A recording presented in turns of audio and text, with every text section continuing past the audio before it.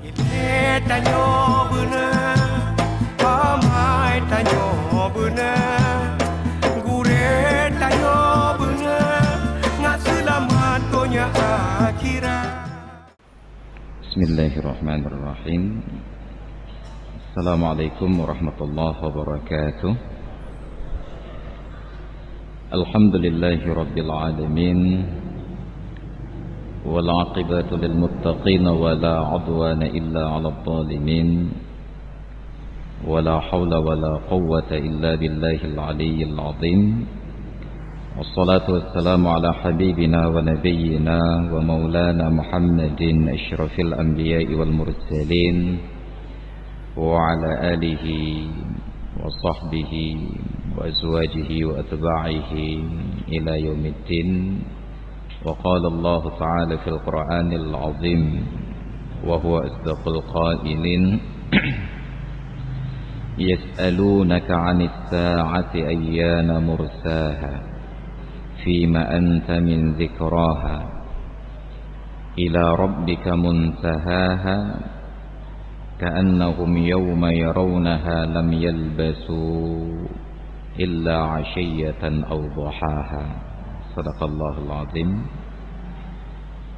Hadirin dan hadirat jemaah salat maghrib dan isya yang dirahmati Allah, puji dan syukur kehadirat Allah subhanahu wa ta'ala, serta salawat dan salam kepada junjungan alam Nabi kita, Nabi besar Muhammad sallallahu alaihi wasallam, kepada keluarga dan sahabat beliau sekalian, dan guru-guru kita semua, baik yang masih hidup ataupun yang sudah berpulang ke rahmat Allah. Hadirin sekalian yang dirahmati Allah, kita masih di dalam kajian tentang asyratus sa'ah, tentang tanda-tanda kiamat. Kita pelajari untuk mengambil ibrah dan i'tibar, dan sebagai antisipasi untuk melakukan kebaikan apa yang dapat kita praktekkan sekarang, dan amal apa yang dapat menyelamatkan kita dari fitnah akhir zaman tersebut, yang salah satunya diberikan petunjuk oleh Rasulullah dan para sahabat adalah dengan rutin membaca surat Al-Kahfi pada malam dan hari Jumat. Rutin membaca surat Al-Kahfi pada malam dan hari Jumat. Namun dalam praktek kita, di malam Jumat yang dibaca bukan surat Kahfi, melainkan surat Yasin. Bukan tidak boleh, karena Al-Quran diperintahkan kepada kita untuk dibaca kapanpun dan dimanapun, kecuali pada satu keadaan dan pada satu tempat.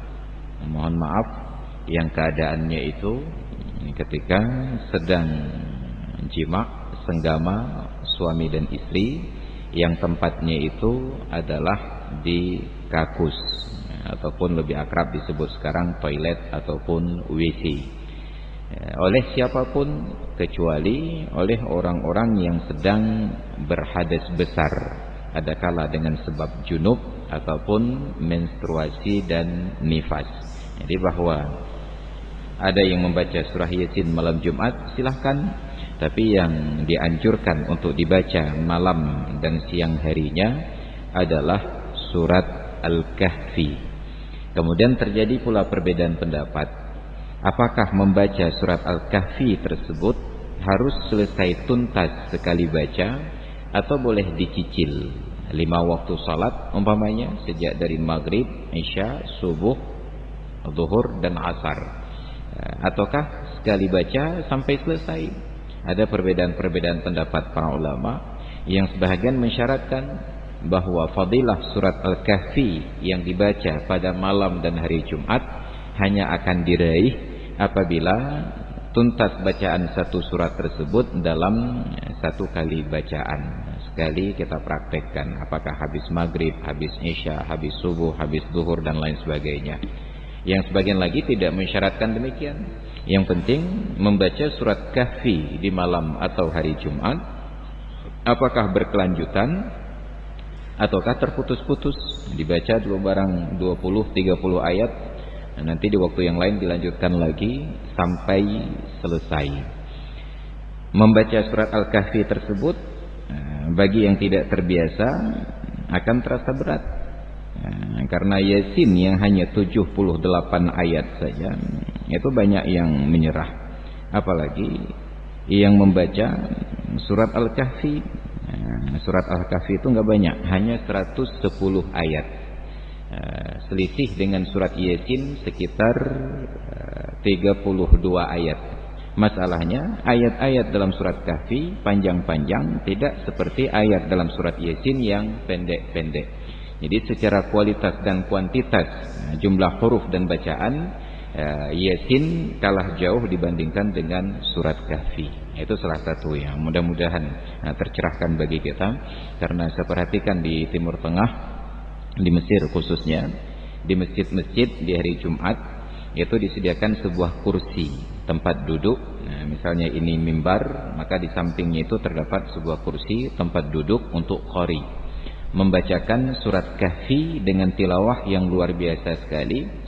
Mereka yang hadir ke dalam masjid tersebut, kalau tidak membaca, ia mendengarkan bacaan. Dan ternyata tradisi baca Quran tersebut bukan hanya di masjid, tapi di dalam setiap kegiatan. Jadi kalau di tempat kita di Aceh sekarang marak dengan kegiatan organ tunggal, keyboard. Nah yang sunat keyboard, nah yang kawin keyboard. Cuma belum ada acara orang meninggal pakai keyboard. Tapi suatu saat insya Allah akan ada. Maka di Timur Tengah itu mereka biasakan acara-acara kegiatan tersebut diisi dengan kegiatan baca Quran. Diundang seorang qari, yang istimewanya qari ini tidak lagi membaca dengan melihat Al-Quran, tetapi sudah yaqra ala dhahril qalbi, sudah di luar kepala. Bacaan-bacaannya itu dengan irama yang luar biasa sekali. Mungkin kita bisa lihat, bisa cari di Google tilawah, itu akan keluar banyak sekali video-video. Dan itu direkam kondisi real di lapangan yang nyata. Duduk, apakah acara kenduri pernikahan, apakah walimah-walimah yang lain. Dan yang paling sering dipraktekkan pada saat ada yang meninggal dunia. Ketika ada yang kematian, karena rumah mereka standarnya adalah rumah susun, apartemen, jadi tidak ada tamu yang datang masuk ke rumah, tetapi dipasang terata, ada suradiqat, terata dipasang di luar rumah, lil aza, untuk menerima tamu-tamu yang berkunjung bertakziah. Disediakan 1, 2 atau 3 malam sesuai dengan standar sunnah Nabi, bahwa bertakziah itu sampai 3 hari dan tidak lebih dari 1 kali. Disediakan teratanya, diundang qari'nya.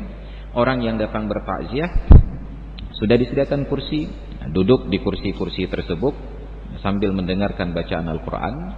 Ketika kehadirannya sudah dirasa cukup, bertemu dengan tuan rumah, mengucapkan belasungkawa, duka cita, a'zamallahu ajraka wa ahsana azaaka wa ghafara limayyitika. Permisi, apakah memberikan sedikit sumbangan ataupun tidak, yang penting kehadirannya.